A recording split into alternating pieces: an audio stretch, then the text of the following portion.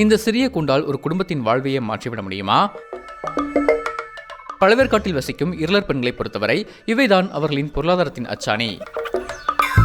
பொம்பளையாலே ஒரு கூண்டை கொடுத்துட்டு இது 50 கோழி குஞ்சு கொடுத்தா அது என்ன பண்ண போகிறாங்க, ஏது பண்ண போகிறாங்க, எல்லாருமே நார்மலாக பேசுகிற ஒரு பேச்சு தான். ஆனால் என்னை பொறுத்த வரைக்கும் நம்ம ஒரு பிஸ்னஸ் பண்ணுறோம், ஒரு பிஸ்னஸ் உமனாக தான் நானும் நினைக்கிறேன். நம்ம வீட்டில் சும்மா இருக்கிறத விட நம்மளுக்குன்னு ஒன்று இருக்குது, அதை எப்படி பிடிச்சி மேலே ஏறதை தான் நம்ம பார்க்கணும். மீன்பிடி தொழிலை மட்டுமே நம்பியிருக்கும் இப்பகுதி மக்களுக்கு நிலையான வருமானம் இல்லாததால் கடன் வாங்கி காலத்தை தள்ளும் சூழலுக்கு தள்ளப்பட்டிருந்தனர். இந்த பெண்களை முன்னேற்றுவதே அவர்களின் சமூகத்தை மீட்டெடுக்க ஒரே வழி என நினைத்த தமிழக அரசு ஒரு புதிய முயற்சியை கையில் எடுத்தது.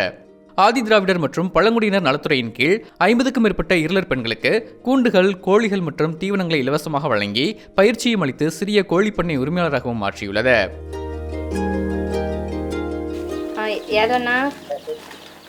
கோழி ஏற்கனவே இங்கேருந்து கோழி கொடுத்து அனுப்பிச்சோம்ல, அந்த கோழி எல்லாம் எப்படி இருக்கு, நல்லா இருக்கா? நல்லா தான் இருக்குது. அதோட கோழியெல்லாம் நல்ல ஒரு இதோடு இருக்குது.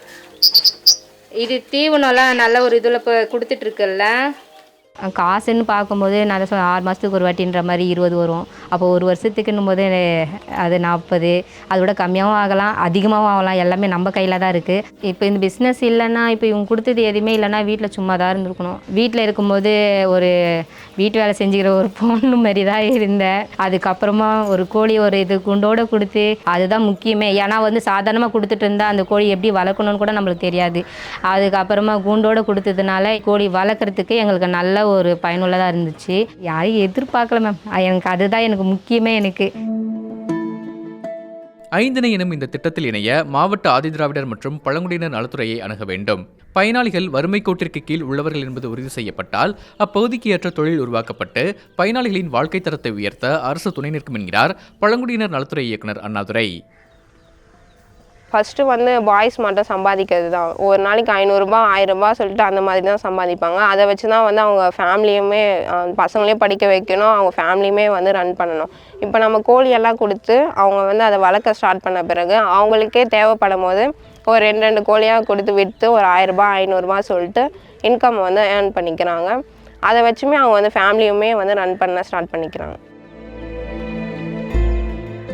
எங்கள் வீட்டுக்காரில் இறந்துட்டு அது 10 வருஷம் ஆகுது.